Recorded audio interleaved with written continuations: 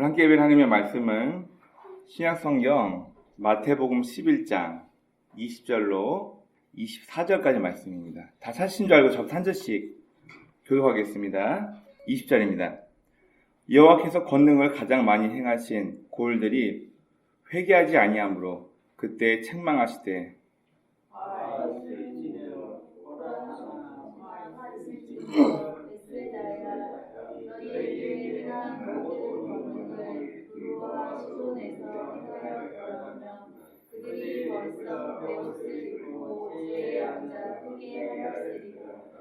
내가 너희에게 이르노니 심판날에 두로와 시돈이 너희보다 견디기 쉬우리라.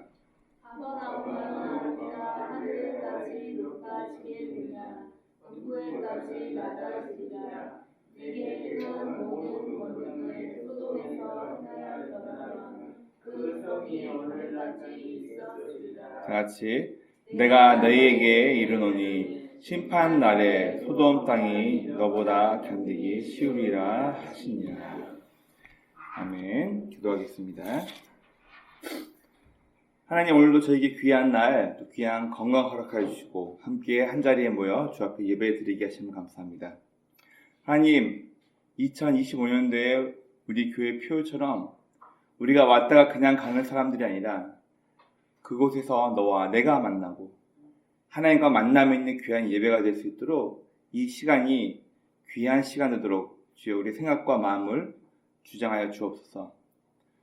우리가 입으로는 하나님의 백성, 하나님의 자녀라고 말하면서도 우리가 이 땅 살아가면서 우리에게 없는 것, 우리에게 부족한 것 바라보며 하나님의 방법이 아니라 세상의 방법을 쫓아서 남들에게 잘 보이기 위해서, 내가 남들보다 더 유리한 위치에 있기 위해서 혹시 하나님의 방법을 저버리고 인간적인 방법을 따라가지 않았습니까? 이런 어리석은 저희의 모습이 있다면 주님 용서하시고 우리가 다시 한번 하나님의 뜻을 쫓아서 하나님의 방법대로 이 땅을 살아갈 수 있는 주의 참 자녀가 될 수 있도록 주의 인도하여 주옵소서. 오늘도 부족한 자가 주의 말씀을 들고 단위에 섰습니다. 오직 약속된 하나님의 말씀만을 증거하는 입술 되게 도와주옵시고 이 말씀이 우리들 각각의 마음판에 깊이 새겨져서 우리의 삶을 움직일 수 있는 힘이 되도록 이 시간을 축복하여 주시기 원합니다. 예배 처음 시작입니다. 마치는 모든 순간까지 우리 주의 성령께서 우리 생각과 마음을 주장하실 것 믿사하며 우리 구주 예수 그리스도의 이름으로 감사하며 기도드립니다. 아멘.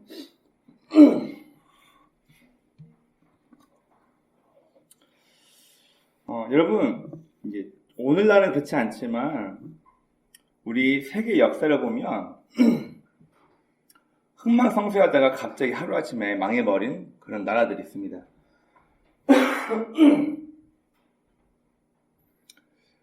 다른 나라를 짓밟고 정복해가면서 나라의 크기가 비례할 정도로 컸던 나라들이 많이 있습니다. 그런데 이 나라들이 점점 쇠퇴하면서 결국 망해버립니다. 여러분, 우리가 알고 있는 징기즈칸이 유럽 땅의 3분의 1을 침략했어요. 어마어마한 대국을 가졌습니다. 또 로마는 어떤가요? 지중해 일대부터 인도 근방까지 힘을 뻗쳐서 대로마, 팍스 로마라는 말이 생길 정도로 어마어마한 대제국이 되었습니다. 우리나라도 북한저 위쪽으로, 발해라는 나라는 북한 위쪽까지 영토를 확장하여서 어마어마하게 큰 강성한 힘과 위력을 떨쳤던 그런 대제국이었습니다. 여러분들, 그 나라 지금 다 어디 갔나요? 네, 다 멸망하고 이리저리 쪼개지고 지금의 나라가 되었습니다. 여러분, 역사적으로 이런 큰 대국들은 갑자기 망하지 않았어요. 하루아침에 망한 게 아니라 망할 징조가 조금씩 보였습니다. 먼저 볼까요?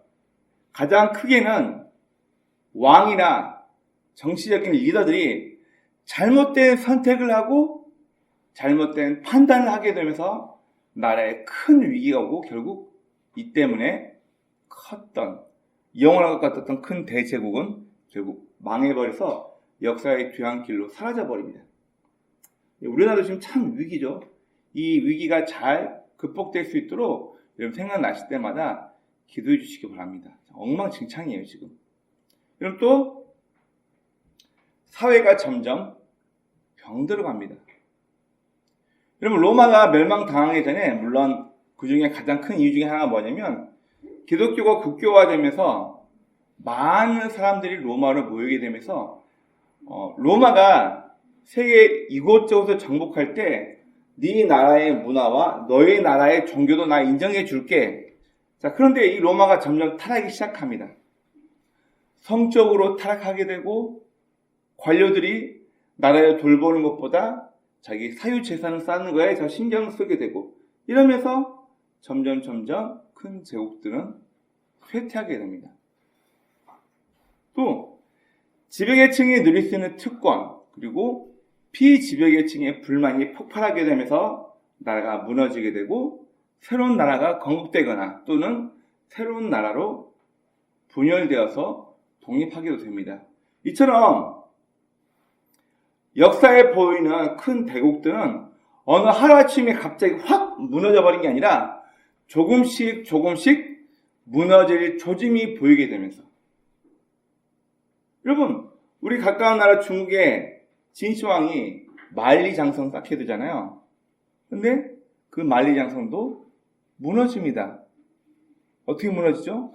내부에서 불만을 갖고 있던 사람들이 만리장성의 문을 열어서 우리 흔히 말하는 오랑캐들이 여진족들이 중국 본토로 진입할 수 있도록 문을 터버립니다.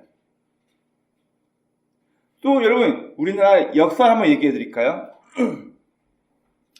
임진왜란 때 일본군이 일주일도 안 돼서 우리나라 평양까지 그 나라 왕이 있는 곳까지 당도해 버립니다. 왜인지 아십니까?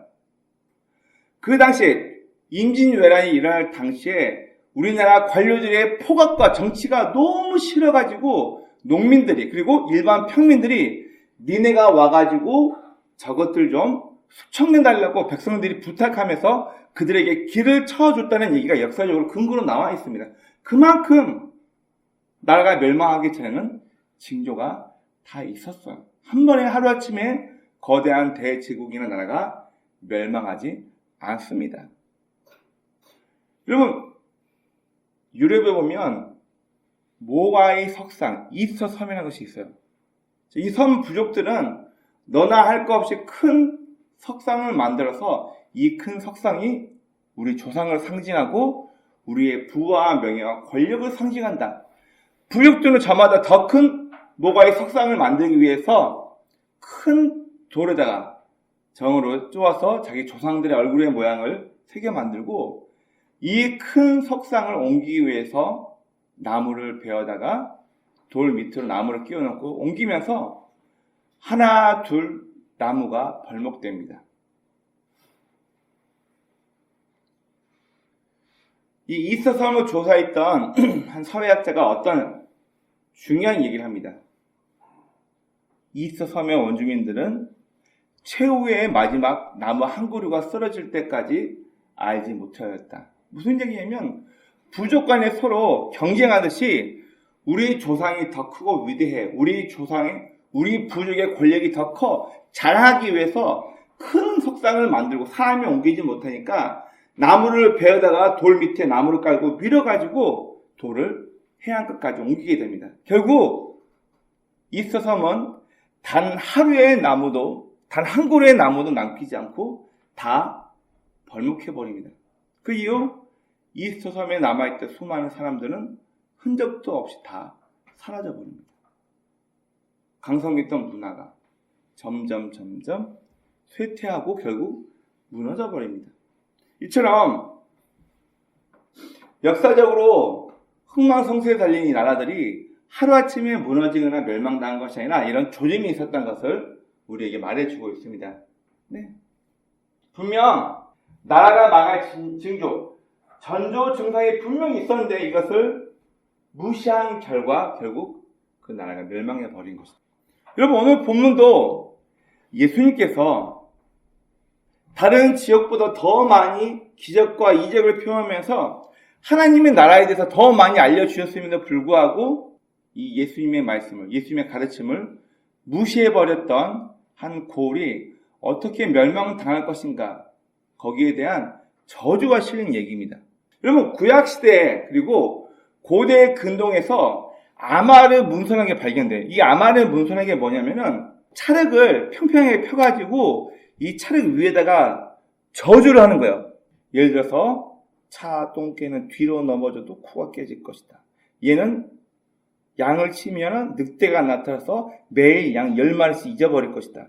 아기를 낳더라도 얘 아들은 사산에서 죽으나면 날 것이다. 이렇게 아마르라는 서신을 써가지고 자기와 적대관계에 있던 부족들을 저주하는 문서가, 이 아마르 문서라는 게 고대 근동에 굉장히 많이 발견이 돼요. 그만큼 이 당시에는 말의 저주를, 주언이란 것을 굉장히 무섭게 여겼습니다.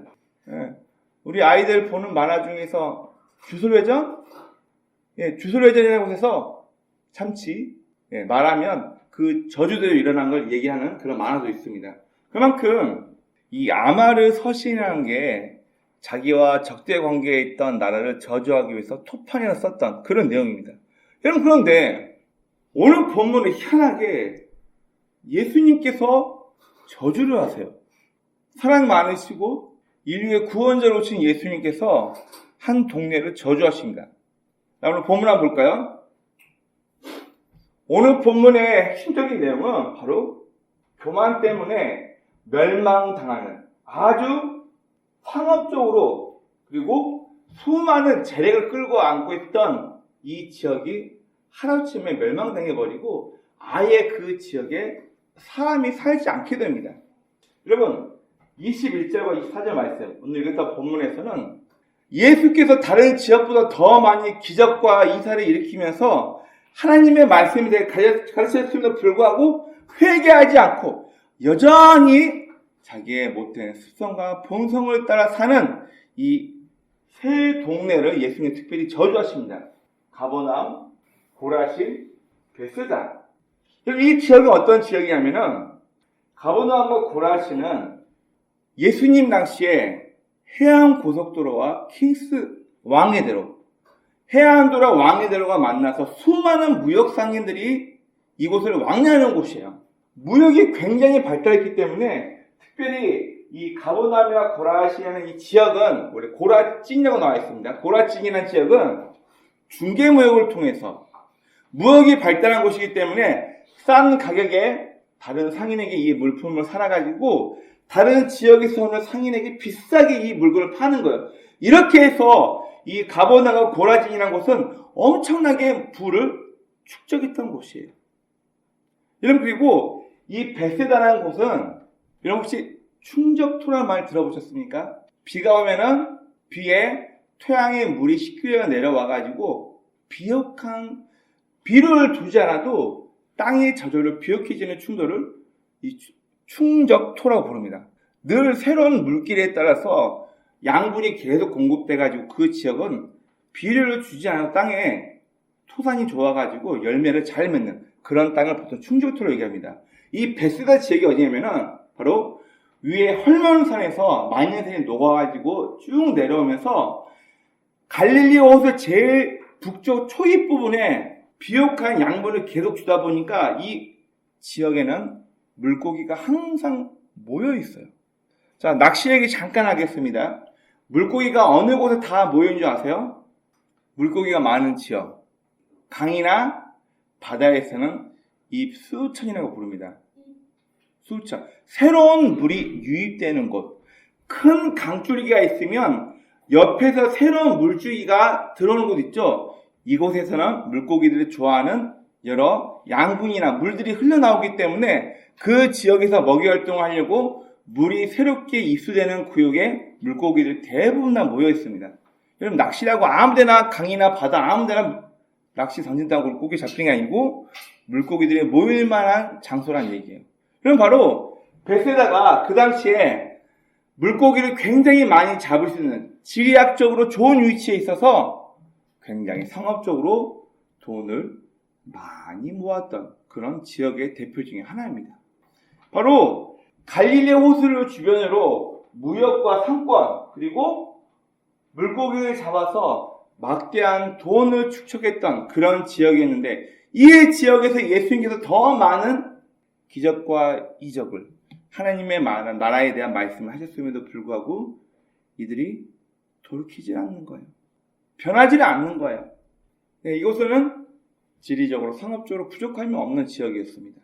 그리고 이 지역은 남들보다도 예수님을 통해서 여러 가지 기적들을 많이 실제로 체험하고 목격한 지역이기도 합니다. 쉽게 말하면 하나님의 통치가 무엇인지를 귀로 가장 많이 듣고 쉽게 접할 수 있었던 사람들이란 얘기예요. 하지만 이들은 예수님을 통해서 하나님 나라가 무엇인지에 대해서 들을 수 있는 귀가 다 막혀버린 거야. 왜? 자랑거리가 너무나 많았기 때문에. 부유하고 잘 사니까 더 이상 하나님의 말씀이 필요하지 않았기 때문에 이들에게는 예수님을 통한 하나님 나라, 천국에 대한 이야기가 전혀 들려오지 않았다는 얘기예요. 여러분, 우리나라 국어사전에 강팍하다. 저도 처음에는 아이인 줄 알았는데 국어사전 보니까 여라고요. 야. 네. 강팍하다. 이게 형용사로 강팍, 아로 붙여가지고 강팍하는데 원래는 강팍하다 돼요. 자, 무슨 뜻이냐면 성격이 까다롭고 고집이 세다라고 얘기를 합니다. 그러면 이 부분을 누가복음 성경에서는 조금 더 디테일하게 기록이 되어 있습니다. 여러분이 누가복음 4장 23절로 30절 말씀까지 한번 보겠습니다. 마태, 마가, 누가복음 4장 23절부터 30절까지 말씀입니다. 여기는 예수님을 배척한 사람들 향한 비유가 나와 있습니다. 23절부터 제가 한번 쭉 한번 읽어볼게요. 예수께서 그들에게 이르시되 너희가 반드시 의사야 너 자신을 고치라 하는 속담을 인용하여 내게 말하기를 우리가 들은 바 가버나움에 행한 일을 내 고향 여기서도 행하라 하리라. 또 이르시되 내가 진실로 너에게 이르노니 선지자가 고향에서는 환영을 받는 자가 없느니라. 내가 참으로 너에게 이르노니 엘리야 시대에 하늘이 3년 6개월간 닫혀요 온 땅에 큰 흉년이 들었을 때 이스라엘에 많은 과부가 있었으되 엘리야가 그중 한 사람에게도 보내심을 받지 않고 오직 시돈 땅에 있는 사렙다의 한 과부에게 뿐이었으며 또 선지자 엘리사 때 이스라엘에 많은 나병 환자가 있었으되 그 중에 한 사람도 깨끗함을 얻지 못하고 오직 수리아 사람 나아만 뿐이었느니라. 이게 무슨 얘기인가요? 25절과 26절 말씀을 보면 예수님께서 구약의 한 부분을 비유하십니다. 여러분, 엘리야 시대 때 아합의 타락함 때문에 하나님께서 3년 6개월간 하늘에 비가 오지 않게 해서 온 땅이 흉년이 됩니다. 생각해 보십시오. 3년 6개월 동안 비가 안 왔대요. 지금 미국 LA 지역은 건조하고 바람이 부니까 어마어마하게 지금 산불이 나는 난리죠. 산불 진화율이 10%도 안 된대요. 여러분 한번 생각해 보십시오. 3년 6개월 동안 비가 안 왔으면 어떻게 될까요? 여러분, 그러나 예수님께서 무엇을 비유로 말씀하시냐면 엘리야 시대 때 3년 6개월 동안 비가 안 올 때 엘리야를 만나서 큰 하나님의 기적을 맛보고 경험한 사람은 이스라엘 사회는 한 명도 없고 오직 시돈 땅에 사렙다라는 동네 한 과부만 엘리야를 통해서 하나님의 기적을 맛보게 됩니다. 엘리야를 통해서 밀가루가 동나지 않고 기름이 떨어지지 않는 경험을 모든 사람이 다 할 수 있었지만 오직 엘리사 시대 때 이방인 지역 이스라엘이 이미 타락하여서 하나님을 무시하는 사람들이 있었기 때문에 이스라엘 백성들 아무도 엘리야를 통해서 하나님의 기적을 경험하지 못했지만 시돈 땅 이방인 땅에서 하나님의 경험했던 한 과부만 엘리야를 통해서 하나님의 경험을 하게 됩니다. 여러분, 또 그의 제자 엘리사가 하나님의 사역자로 활동하던 시대에 이스라엘 땅에는 수많은 나병 환자가 있었어요. 수많은 문둥병 환자가 이미 이스라엘 땅에 있었는데 엘리사를 통해서 고침받는 사람은 한 명도 없었고 오직 아람에서 장군을 하고 있던 수리아 사람 나아만만 그 앞에 나와서 그 한 사람만 나병에 고침받고 이스라엘에 있던 단 한 사람도 나병이 고침받지 못했습니다. 이 누가복음에서 왜 예수님께서 이 사렙다 과부의 이야기와 나만 장군의 이야기를 왜 하시나요? 왜? 수많은 이스라엘 동족이 있음에도 불구하고 그들의 교만한 마음, 간팍한 마음, 그건 안 돼. 그거는 내 마음에 안 맞아. 타락하고 간팍한 사람들의 마음 때문에 하나님께서는 이스라엘 땅에 그 어떤 사람도 돌보지 않으시고 오직 나아만 그리고 엘리야 시대 때는 사렙다의 한 과부만이 하나님의 능력을 체험하면서 병고침 받게 되고 3년 6개월의 흉년에 밀가루가 다하지 않으며 병에 기름이 다하지 않고 그의 생명을 유지하며 하나님의 경험을 하며 살게 됩니다. 뭘 얘기하나요? 여기 누가복음 마지막 절에 보면은 예수님께서 이 이야기를 하니까 마음이 강팍했던 사람들이 예수님을 낭떠러지로 떨어뜨려 죽이려고 합니다. 그럼 끝까지 한번 볼까요? 28절, 29절입니다. 회당에 있는 자들이 이것을 듣고 다 크게 화가 나서 일어나 동네 밖으로 쫓아내어 그 동네가 건설된 산 낭떠러지까지 끌고 가서 밀쳐 떨어뜨리고자 하되 예수께서 그들 가운데를 지나서 가시니라. 이런 비슷한 이야기가 사도행전에 똑같이 나와 있습니다. 스반 집사가 구약 성경부터 쭉 얘기하면서 예수가 누구인가? 너희가 죽인 예수가 바로 하나님께서 보내신 메시아요, 선지자다. 그 얘기를 하니까 들었던 사람들이 그 얘기가 다 옳고 맞으면은 양심의 가책을 받아서 내가 잘못했구나. 옳다는 얘기를 받아들이고 내가 잘못했구나. 인정하면 되는데 사도행전에서는 뭐라고 얘기했냐면 그들이 일제히 귀를 막고 스데반에게 달려들어 그를 돌로 쳐 죽여버립니다. 똑같이 베드로가 설교했을 때 3,000명이나 되는 사람들이 마음의 양심의 찔림을 받고 그러면 우리가 어떻게 하면 좋겠느냐?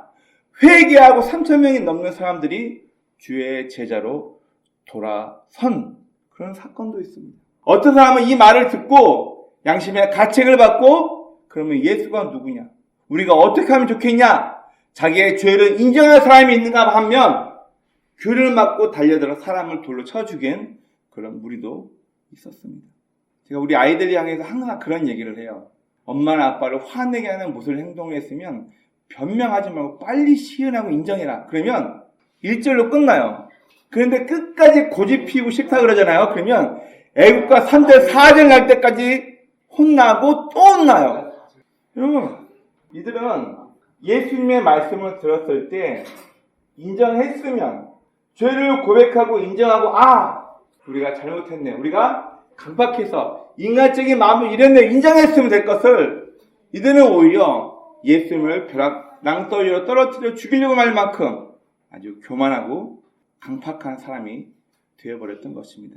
여러분, 그래서 이 지역이 어떻게 되냐면요. AD 70년 때 이 독수리 부대죠. 로마 군단 중에 독수리 마크를 달고 있는 티투스라는 장군에 의해서 이 예루살렘이 완전히 함락되고 무너집니다. 여러분, 그리고 이 땅이 황폐해지고 난 이후에 이 가버나움, 고라신, 베세다라는 지역은 저주받았다고 해서 아예 사람들이 살질 않아요. 지금도 가끔 이제 이스라엘 가면은 고고학자들이 발굴을 하는데 발견이 안 된대요. 고대 근동 고고학자들이 가장 중요한 개념이 뭐냐면 텔. 나의 말의 그 텔이 아니고 이 텔이 뭐냐면은 이 당시 사람들은 옛날 조상들이 살았으면 그 지역을 흙을 덮어버리고 거기 위에 집을 지어요. 불나가는 전쟁이 일어나면 또 여기를 흙으로 덮어버리고 그 위에 또 살아요. 왜냐면 이스라엘 이 지역은 우리나라와 다르게 물을 얻을 수 있는 구역이 너무나도 한정적이기 때문에 물이 잘 고이는 석회암 지역, 비가 와서 물이 지하로 스며들기 좋은 그 장소는 전쟁이 났건 불이 났건 그 지역은 구하기 힘들단 말이에요. 그래서 이 이스라엘 사람들 대부분 다 과거부터 현재까지 조상이 살던 곳을 다 흙으로 조금씩 메꿔가지고 그 위에 집을 짓고 또 이게 전쟁 나고 불 났으면 또 흙으로 메꿔버리고 또 거기 위에 도시를 짓고 이런 식으로 텔이라는 지역을 만들어서 큰 구릉 지역을 만들어서 그 위에 도시를 건설해요. 학자들이 그래서 밑으로 땅을 파면 시대별로 유물이 계속 발견되거든요. 근데 아까 말씀드렸던 예수님께서 저주하셨던 가버나움, 베세다, 고라진 이 지역은요, 태를 파봐도 발견이 안 돼. 사람이 사는 흔적이 안 나와요. 예수님 때 저주받은 이후, 그리고 AD 70년 때 독수리 부대를 상징했던 티투스 장군에 의해서 이 지역이 완전히 멸망나고 난 이후 아예 사람이 살지 않는 유령 마을로 돼서 도시 자체가 사라져버립니다. 오늘 본문은 예수님을 통해서 하나님의 말씀을 들었음에도 불구하고 다 들었어요. 하나님의 백성답게 하나님이 원하시는 인생을 사는 것이 무엇인가 알았음에도 들었음에도 불구하고 간팍한 마음 때문에 회개하고 변하지 못한 사람들의 최후에 대해서 이야기하고 있습니다. 여러분 가장 큰 걸림돌은 내 생각이에요. 내 생각에는 여러분 야고보서 볼 때 야고보서 1장에 보면은 의심하는 자는 바다 물결에 유동하는 그리고 바람에 밀려 흘러가는 겨와 같다고 성경에 나와 있거든요. 여기 의심하는 단어가 디아, 헬라어로 디아, 뭐뭐 사이 전치사요. 갈라내다. 우리 아이들 좋아하는 게임 중에 디아블로라는 얘기가 있어요. 악마를 디아블로라고 불러요. 자, 악마, 사탄. 디아블로 뜻이 뭐냐면 헬라어로 이간질시키다. 누구와 누구의 관계를 벌리자. 이게 디아블로스예요. 이게 악마라는 뜻이에요. 디아크리노라는 단어가 나와요. 이 크리노란 말이 뭐냐면은 이미 판단이 내려진, 이미 결단이 난, 무슨 말이에요? 이미 결정이 난 그 사이란 얘기예요. 그럼 남의 말 들어요, 안 들어요? 네, 그래서 야고보서에서 디아크리노, 의심이라는 단어를 못 믿겠어. 그 뜻이 아니고요. 이미 내가 평가를 내려버리기 때문에 네 말은 안 된다 그 얘기예요. 이미 내 스스로가 내가 경험한 거, 내가 공부해서 알고 있는 거, 내 주변 사람의 얘기를 듣고 하나님이라는 게 안 되겠다 이 말이에요. 내가 이미 듣고 내 경험이 있어서 하나님의 얘기를 듣지 않겠다는 얘기가 원어로 디아크리노, 의심이라는 단어예요. 여러분, 우리가 하나님의 말씀을 듣지 않는 가장 큰 이유가 뭐냐면 이미 내 생각으로, 내 경험으로 내가 40 넘게 50 넘게 인생 살면서 내가 경험한 걸로 모든 하나님의 말씀과 성경에 나오는 이야기를 다 잘라버리고 그건 아니지. 그건 아니지. 그래서 수많은 사람들이 무슨 얘기를 하냐면 특히 교회 중직자들 중에 사업하시는 분들이 그런 얘기를 많이 해요. 세상을 살기 위한 법칙이 따로 있고 교회에서 신앙하기 위한 신앙이 따로 있다고 얘기를 하세요. 왜 자꾸 따로 국법을 얘기하세요? 그거는 교회에서나 상용되는 거고 세상 나가서 실제로 사업으로 일하려면 교회 방법대로 안 돼. 하나님의 방법대로 안 된다니까. 이미 내 생각으로 모든 게 결정되었기 때문에 하나님의 말씀이 그 사람 귀에 들어가질 않아요. 얼마 전에 저희 집에도 한번 난리가 났었어요. 추워지니까 제 아내는 아들 방을 따뜻하게 해주려고 이것도 깔고 커튼도 깔고 하는데 아들내미는 자기 의자가 불편하다고 난리치면 제 엄마가 싸우더라고요. 그래? 다 싫어? 알았어. 다 치울게. 무섭더라고요.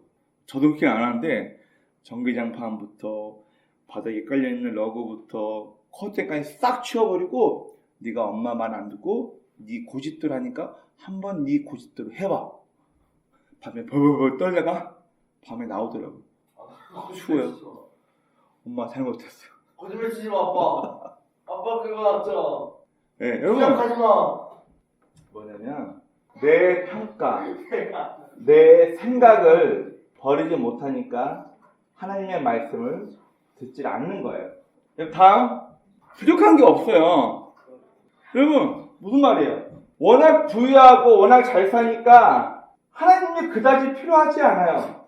예수님께서 늘 하시던 얘기 그거죠. 나는 건강한 사람 불러 모으는 게 아니라 병자들, 아픈 사람 불러 모으러 왔다. 자기가 아픈 걸 알고 지각한 사람에게만, 자각하고 있는 사람에게만 의사가 필요한 것처럼 나는 아픈 곳이 없는데요. 나는 멀쩡한데 내가 왜 병원 가요? 이런 사람에게는 의사가 필요 없다. 나는 죄인을 불러 모아 회개시키러 왔다. 예수님께서 자기를 그렇게 소개하십니다. 베세다, 가버나움, 고라진 사람들. 상업적으로 워낙 부유하고 돈이 많으니까 굳이 예수님 말씀을 할 필요가 없는 거예요. 하나님을 대신해서 내 인생에 기쁨과 만족을 줄 것들이 너무 많다 보니까 예수님 말씀 하나님 나라 필요 없거든요. 나한테 이미 돈과 명예와 권력이 다 있는데 내가 뭐로 그 얘기를 들어? 여러분, 이 땅에서 부족한 게 없으니까 내 생각과 내 판단으로 모든 게 다 결정되어지니까 하나님 말을 안 들어요. 결국 천국, 이들은 하나님의 통치를 원하지 않는다는 것을 얘기하고 있습니다. 여러분, 오늘 본문에서는 아까 말씀드린 것처럼 예수님께서 이 세 고를 저주하십니다. 이 당시에 저주, 말로써 저주한다는 건 굉장히 큰 힘을 상징하고, 저주란 말은 결국 이 고울들이 그들의 교만과 아집, 그들의 강박한 마음 때문에 역사적으로 사람도 살지 않는 황량한 도시로 아예 바뀌게 됩니다. 여러분, 만약 우리들의 신앙이 하나님의 말씀을 자주 듣고 이건 잘못된 거야, 좋은 방법이 아니야, 하나님께서 원하시는 게 아니야, 자주 말씀을 통해서 접하고 깨닫고 알기는 하는데 삶이 변화되지 않는다면 우리는 어떨까요? 나는 교회를 오래 다녔어. 내 직분은 교회에서 목사고 장로고 집사고 권사인데 내 삶이 하나님의 방법을 받아들이지 못하고 여전히 인간적인 방법으로 살고 있다며. 제가 결혼하고 나서 제 아내가 사역했던 교회에서 실제로 있었던 이야기를 듣고 제가 치를 떨며 제가 무서워한 적이 있어요. 뭐 때문에 무서웠냐면, 야, 저런 분이 교회 권사님이면 내가 나중에 목회했는데 내 목회지에서 오랫동안 나를 통해 하나님의 말씀을 들었던 사람이 저런 인격으로 살고 있다면 어떡하지? 제가 무서워가지고 벌벌 떤 적이 있어요. 제 아내가 사역했던 교회가 꽤 규모가 있는 장로교회였습니다. 장로교회는 뭐 많은 행사가 있지만, 자, 아내가 사역했던 교회에서 특별 새벽 기도회를 했어요. 그래서 이 특별 새벽 기도회에 모두 다 출석한 사람들에게는 부상으로 개근상으로 선물을 줬다 그랬죠. 그런데 이 교회에서 사무를 담당하던 분이 이 실수로 출석한 걸 한 권사님을 오기로 잘못 출석해가지고 출석이 안 된 걸 확인이 된 거예요. 나중에 나는 하루도 빠짐없이 새벽 예배 나왔으니까 교회에 개근으로 상을 받을 거야 라고 왔던 한 권사님이 자기 출석이 좀 빠진 걸 보고 대노해가지고 이 새벽 예배를 담당했던 당시 부목사님이 향하여 아주 저주를 퍼붓습니다. 제 생각이 왜곡될 수 있는데요. 제가 들은 얘기가 뭐냐면, 너같이 능력 없고 힘없는 것들이 목회해봐야 목회 잘 하지도 못할 거고, 자기 새벽 예배 때 그 부상 못 받았다고. 알고 보니까 오기로 잘못 기록돼가지고 누락된 건데, 이걸 가지고 담당자던 부목사님에 찾아가가지고 네 같은 게 능력 없으냐, 평생 난 밑에 나 있고, 참 많은 생각이 들었습니다. 제 아내도 이 얘기를 실제로 경험한 거 봐서 얘기하는데 제가 치가 떨리더라고요. 그렇게 되는데 행정간사가 그 잘못해가지고 이름이 누락이 된 거예요. 이것 가지고 아니 설명을 잘하면 되잖아요. 근데 자기 개인상 못 받게 됐다고 담당자였던 부목사님이 향해서 그 저주의 말을 퍼붓고, 제가 왜 무서웠냐면, 나도 앞으로 목회를 쭉 해야 할 텐데 내가 설교하고 가르쳤던 내 교회 성도들이, 아니면 내가 가르쳤던 내 자녀들이 하나님의 말씀을 무시하고 이런 식으로 살아간다면, 전 그것 때문에 너무 놀래가지고 치가 떨려서 며칠 잠 못 잔 적도 있어요. 여러분, 만약 우리들의 신앙이 하나님의 마음을 이해하지 못한 복음만 받아들였다면, 우리 지난 여행도 말씀 나눴죠. 굿뉴스, 나한테 좋은 소식, 내가 기뻐하는 내 소원 성취되는 거, 로또 당첨되는 거, 내가 사는 아파트 부동산 몇 배 올라가는 거, 내가 사는 주식과 비트코인이 확 올라가는 거, 이게 복음이에요? 하나님의 마음과 전혀 상관없는 복음. 구약 성경에서 예수님께서 비유하신 말씀, 주의 성령이 내게 임하셨으니 포로된 자에게 자유를, 눈먼 자에게 다시 보게 함을, 없는 자에게 다시 풀리게 함을. 여러분, 이 말이 뭐냐면, 하나님을 만날 수 없는 비정상적인 사람, 가난이라고 표현되어 있거든요. 이런 사람들에게도 하나님께서 그들과 만날 수 있는 통로를 열어주겠다. 내가 그런 사람을 만나러 가겠다. 성경에서는 이걸 복음이라고 얘기하고 있는데, 우리는 이 복음을 자꾸만 물질적으로 내가 돈 많이 생기고 부자가 되고 우리 집안에 아파트 하는 사람이 병이 건강하게 낫고 내가 투자하고 우리 아들 공부하고 회사 이직하고 다 축복받아 잘 되는 것만을 보기로 얘기하는데 여러분 하나님의 마음과 상관없는 내가 받을 축복만을 얘기하면서 우리는 복음에 대해서 너무 많이 오해하고 있습니다. 여러분 우리가 지금 내가 지금 알고 있고 깨닫고 있는 수준에서 만족하고 이 땅에 사는 동안만 내가 선택한 종교 기독교를 통해서 내 마음의 평화를 찾고 있는지 없는지를 모르는 천국에 예수 믿었으니까 나 죽으면 천국 가는데 지옥은 안 간대. 막연하게 지금 이 수준만 가지고 내 현생을 좀 더 편안하고 안락하게 유지하기 위해서 내가 선택한 종교 기독교를 믿었다면 이미 잘못된 선택을 하신 거예요. 예수님께서 저주하셨던 남들보다 더 많이 하나님 나라에 대해서 기적을 보여줬지만 상업적인 부유함과 하나님 대신할 것이 너무 많았다는 그들에게는 특히 가버나움, 베세다, 고라진의 사람들은 그들의 강팍함 때문에 오히려 저주를 받게 됩니다. 기독교를 종교로 갖고 있는 저와 여러분이 이 수준을 뛰어넘지 못하고 내가 선택한 종교, 기독교를 통해서 단순히 마음의 평안을 얻고 기독교를 종교로 가지고 있는 힘 있는 사람들과 연을 이어서 내 사업의 성공을 꿈꾸고 우리 교회 장로님이 누구니까 우리 교회 집사님이 누구니까 이분들을 통해서 내 사업 성공을 위한 수단으로 교회를 다니고 교회 출석을 강조하고 있다면 여러분 우리는 이미 잘못된 신앙이요 예수님께서 저주셨던 베세다, 고라진, 가버나움 같은 신앙이 우리에게 있다는 걸 알아야 됩니다. 철저히 회개하셔야 됩니다. 예수님께서는 특별히 어린 아이들을 굉장히 좋아하셨습니다. 여러분 이 당시도 어른들이 어린 아이들을 굉장히 싫어했어요. 자, 제가 싫어했다는 의미는 뭐냐면은 소문을 잘 내는 게 누구예요? 소문을. 누구 집에 이렇대. 누구 아빠가 이렇더래. 누구 집에 갔더니 이랬어. 이 소문을 잘 내는 사람이 누구냐면 고대 근동에서도 아이들이 이런 소문과 소문을 내다 보니까 어른들은 대화할 때 아이들을 멀리했어요. 여러분 저도 어렸을 때 보면은 어른들 얘기했는데 어디 애들이 끼어드냐고 그런 얘기 많이 안 하셨나요?